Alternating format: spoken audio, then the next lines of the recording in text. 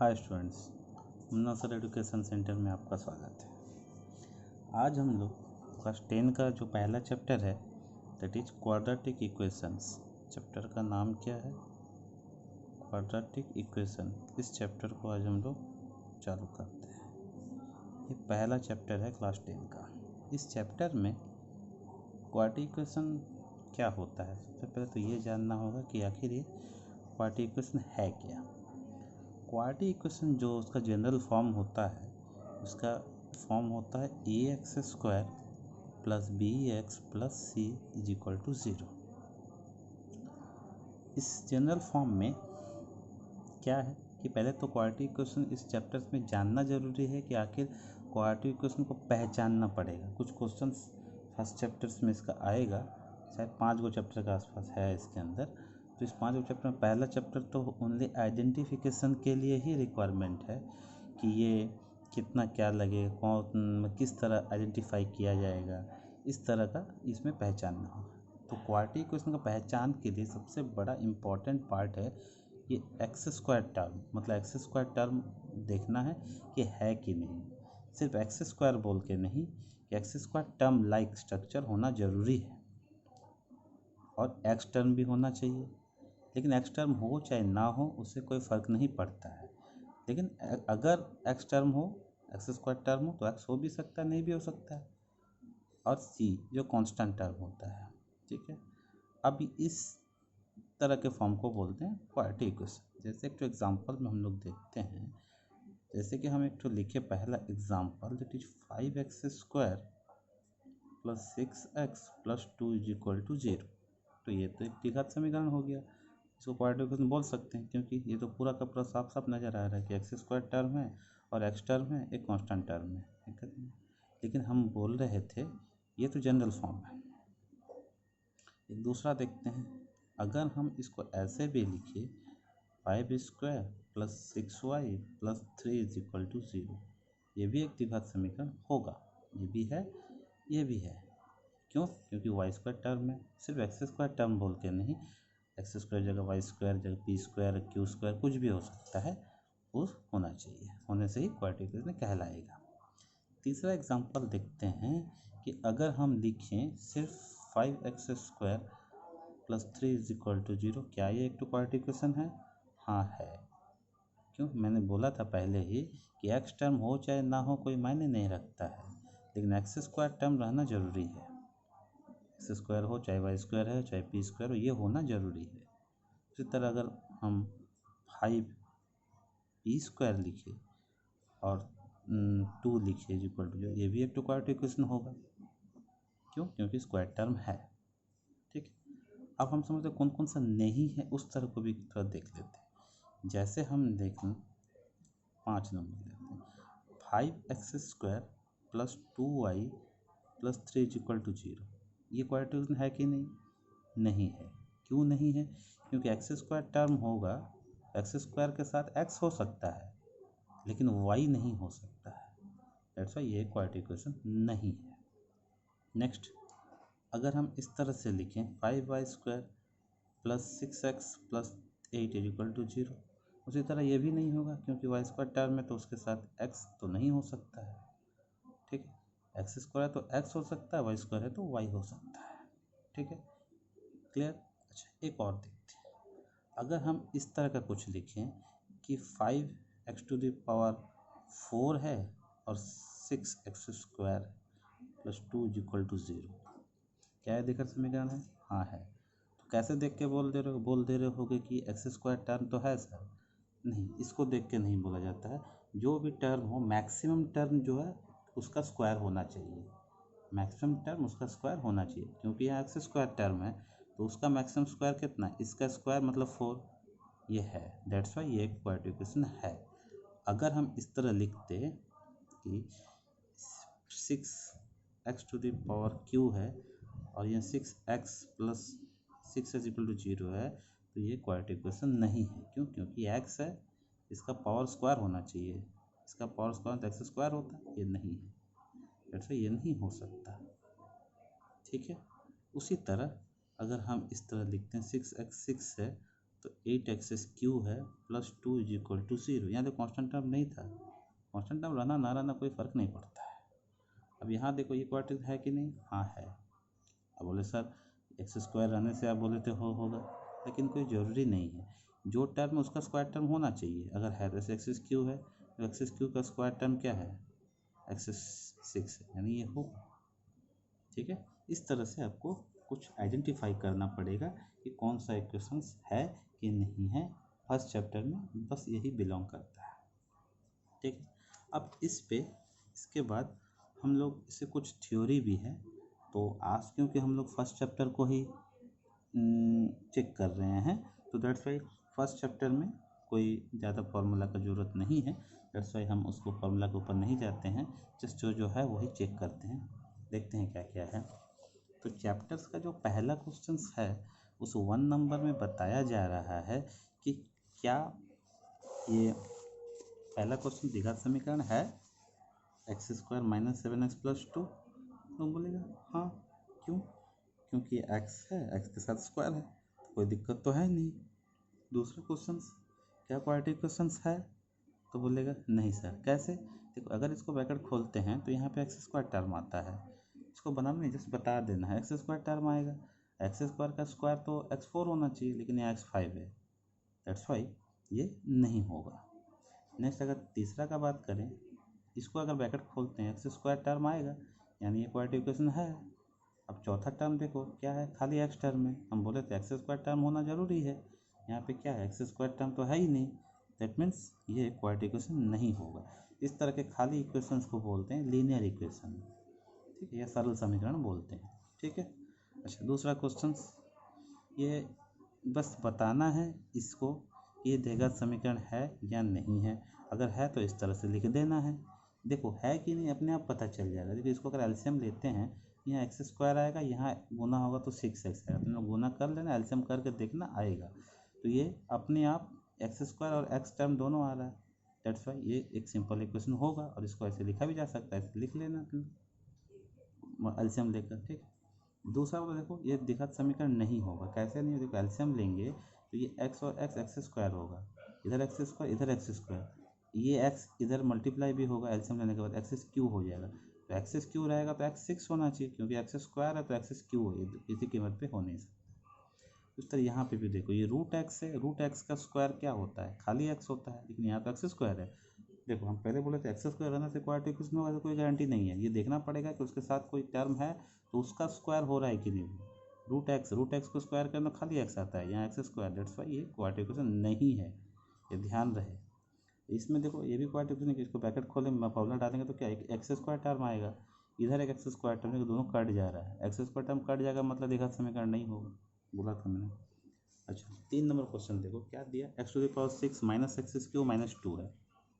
तो अगर हम लोग इस तरह करें, x6 वाला दिया हुआ मान लेते हैं, तो x6 में क्या कर सकते हैं हम लोग कि ये जो दिया हुआ है कि x6 वाला क्वेश्चन अगर सॉल्व करते हैं तो क्या होगा, x6 - x³ - 2 = 0। ये क्वाड्रेटिक है कि नहीं, हाँ है। कैसे, ये क्यों है तो इसका स्क्वायर देखो हम लोग लिख सकते हैं, दैट मीन्स ये क्वाड्रेटिक इक्वेशन है। किस कंडीशंस पे, शर्त क्या है, शर्त है x³ शर्त पर ये क्वाड्रेटिक इक्वेशन होगा। ओके, अच्छा तो चलते हैं 4 नंबर एक क्वेश्चन में। 4 नंबर क्या बता रहा है, 4 नंबर बता रहा है कि ये किस मान के लिए द्विघात समीकरण नहीं होगा।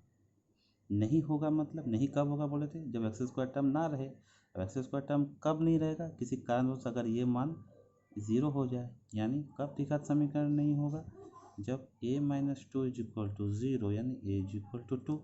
जब a का मान 2 हो जाएगा तो ये 2 - 2 0 हो जाएगा, 0 होने से x² टर्म हट जाएगा, तब द्विघात समीकरण नहीं होगा। ठीक है, अच्छा 4 का 2 नंबर देखो, 2 नंबर में क्या है कि इसको बताना है कि ये इसमें x का गुणांक मतलब होता है कोफिशिएंट, कि x के बगल में जो नंबर होता है बस वो बताना है। ठीक है, इसको लोग कोई खास प्रॉब्लम नहीं हो, जस्ट इसको मल्टीप्लाई कर देना। जैसे क्या करने से होगा, जैसे ये दिया होता है x - 4/x 3x, इसको क्या करेंगे हम लोग, और मल्टीप्लाई कर दो, कितना हो जाएगा ये 3x² - 4 - x 3x² plus x minus 4 is equal to 0, ये आया। अब पूछा है कि x का कोफिशिएंट, x का कोफिशिएंट मतलब x के बगल में कितना नंबर है, कुछ नहीं मतलब 1 है। दैट मीन्स लिख देना है कोफिशिएंट ऑफ x, मतलब x का जो गुणांक होगा ये 1 होगा। ओके। अच्छा, दूसरा सब बनाना तुम लोग, जो जो कुछ लग रहा है हमको बता देते हैं वो सब। अब ये भी तो उसी तरह है, इसको इंटू कर देना, इंटू करने से इंटू करके जो स्क्वायर टर्म एक तरफ ले आना तो हो जाएगा। ये भी उसी तरह इंटू फॉर्मूला डाल के कर लेना। अब पूछा है कि x² x और x0 का गुणांक, x² मतलब का गुणांक मतलब x² के बगल जो नंबर रहेगा, x मतलब x के बगल जो नंबर रहेगा, और x0 का मतलब कि x0 मतलब जो खाली नंबर रहे, जो खाली नंबर थे। एज फॉर एग्जाम्पल जैसे कि हम लिखें 5x² plus 2x plus 6 is equal to 0 मान लेते। इसमें पूछा कि x² का गुणांक कितना होगा तो 5 लिखेंगे, मान लें माइनस है। x का गुणांक कितना होगा तो लिखेंगे -2, और x⁴ का गुणांक मतलब 6 लिख देंगे। ये जो खाली नंबर आता है उसी को वो हो जाता है x⁴ का गुणांक। ओके। अच्छा, अब इसके बाद हम चलते हैं, ये द्विघात समीकरण कुछ इक्वेशन सेटिंग वाला दिया हुआ है। अब इक्वेशन सेटिंग वाला तुम लोग तो पहले भी कर चुके हो क्लास 9 में, तो खास दिक्कत होना नहीं चाहिए, फिर भी तुम लोग बता देते हैं। पहला क्वेश्चन पढ़ो, क्या बोला है। 42 को ऐसे दो भागों में विभक्त करें जिसका कि एक भाग दूसरे के वर्ग के समान। तो हम लोग क्या करेंगे, इसको पहले भाग को हम लोग मान लेंगे x और दूसरे भाग को मान लेंगे 42 माइनस x। ठीक है, माना पहला भाग जो था, पहला भाग को क्या माने, फर्स्ट भाग को मान लेते हैं x हो जाएगा, तो सेकेंड पार्ट कितना हो जाएगा 42 माइनस x हो जाएगा। ठीक है, अब बोला क्या है, दोनों बराबर होता है, बस बराबर कर दो। ठीक है, x 42 माइनस, अब बोला कैसा है, दोनों भाग एक दूसरे का वर्ग है, मतलब एक दूसरे का वर्ग है, ये एक दूसरे का वर्ग है तो इसको ऐसे लिख दिए, दूसरे एक ठो का स्क्वायर कर दिए, एक भाग दूसरे का वर्ग है, बस इसको सॉल्व कर देना। एक्सेस का सॉल्व तो करना, जस्ट लिख देना, इसको इस साइड ले आओ, बस यही आंसर दिया होगा।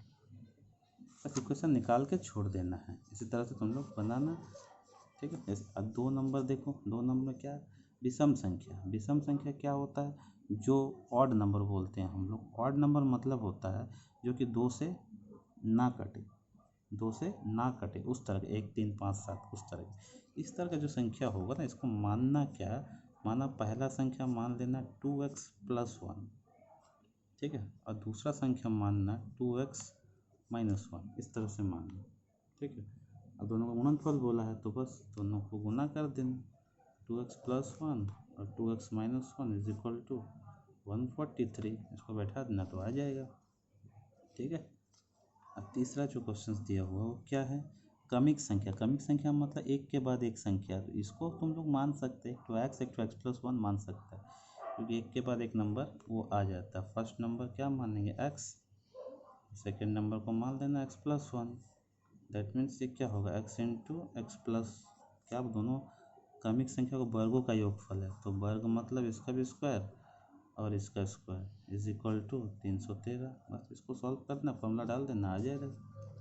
ठीक है, अच्छा उसी तरह अगर हम लोग आगे बढ़ें तो यहाँ क्या दिया है, एक आयताकार क्षेत्र का विकर्ण की लंबाई, उसकी लंबाई चौड़ाई 3 मीटर अधिक है, लंबाई चौड़ाई से 3 मीटर अधिक है, चौड़ाई से, तो चौड़ाई को क्या मान लेना, x मान लेना, और तो लंबाई चौड़ाई जो है, लंबाई चौड़ाई की अपेक्षा 3 मीटर अधिक है, तो चौड़ाई को हम x मान लेते हैं, लंबाई क्या होगा, चौड़ाई से अधिक है यानी x+3 होगा।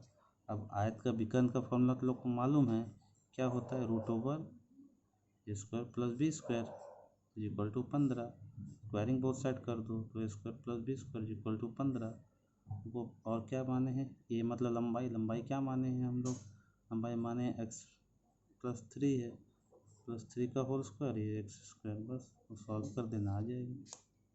ठीक है, अच्छा उसी तरह ये क्या, 80 रुपये में कुछ चीनी खरीदा, उस रुपये में 4 किलो चीनी अधिक मिलता तो 1 रुपया कम हो जाता। तो इसमें क्या करना है, इसमें करना ये है कि 80 रुपया जो केजी करके चीनी है, उस चीनी में हम लोग क्या करते, मान लेते हैं कि हम x रुपया का चीनी खरीदते। ठीक है, x रुपये का चीनी खरीदते, तो उसके हिसाब से अगर x रुपये का चीनी खरीदने जाते हैं तो 80 रुपये में कितना मिलेगा, मान लेते हैं 1 केजी चीनी का मूल्य x रुपया है। लेट थोड़ा बता देते हैं हम, माना देते हैं 1 केजी का मूल्य कितना है, x रुपया है। तो हमको क्या है 80 रुपया का कुछ चीनी 80 रुपया खरीदना है, यानी कितना हो जाएगा, x रुपये में चीनी मिलता है 1 केजी, तो 80 रुपये में कितना मिलेगा, डेट मीन्स 80/x केजी अभी मिला। अब बोल रहा है क्या 1 रुपया कम गया, यानी वही वर्तमान क्या हो जाएगा, वही 1 केजी का चीनी का दाम कितना हो जाएगा, x-1 रुपीज़। तो अभी अगर 80 रुपये में खरीदेंगे, उसको उल्टा लिखे, मान लें x-1 रुपीज़ में मिलता है कितना, 1 केजी, तो 80 रुपये में कितना मिलेगा, वही 80/x-1। ठीक है, कम गया तो कम गया तो चीनी ज़्यादा हो गया, इसका ये 4 केजी ज़्यादा है, that mean this minus this is equal to, बैठा देना है तुम लोगों को,